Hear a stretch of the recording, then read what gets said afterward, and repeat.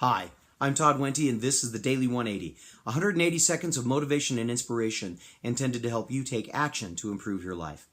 Today is episode 12 of the Daily 180, and it's number 8 in our series of the ABCs of success. Number 8 takes us to letter H, and letter H is going to stand for happiness. There are lots of H words that we could talk about, but happiness feels like the one that I think is the most conducive to us being able to be more successful in our lives. And I think it's also one that is very much in control or in our control of whether or not we experience it. Now, you might be saying to yourself, Todd, I don't know. There's a lot of things in my world that are difficult for me to handle. There's a lot of things in my world that don't make me very happy right now. And that may very well be true. But I think there's a lot of research that's gone into this idea of the connection between happiness and success. And I think in many cases it leads us differently than we might anticipate. Most of us run through our lives doing something along this line. I'll set this goal, and when I achieve it, then I'll be happy. When I'm successful, then I'll be happy. When I'm successful, then I'll be happy. And there's some new research as well as some old literature that seems to suggest differently. Shawn Achor is a psychologist who has published a book called The Happiness Advantage.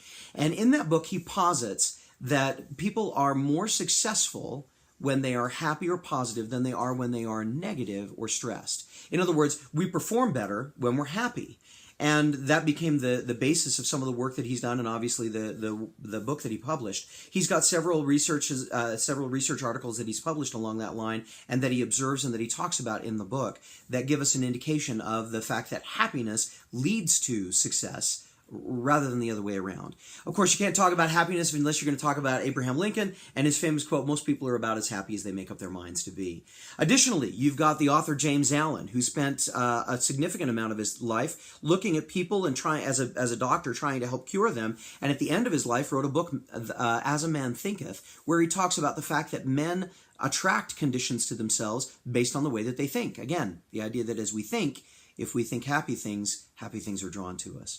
So what's the takeaway from all of this? Well, William James observed that sometimes disposition follows action as much as action follows disposition. In other words, if we smile, maybe we'll be more happy rather than waiting until we're happy to smile. I think that's the real takeaway for today, and that's the call to action. You know what? Start your day with a smile. Even if the only smile that you can give is to yourself, smile at yourself in the mirror. And then as you go through life, take the time to smile at other people. Give them something to be happy about as well. My name's Todd Wente. This is the Daily 180. Go forth and conquer. Have a magnificent day. We'll see you next time.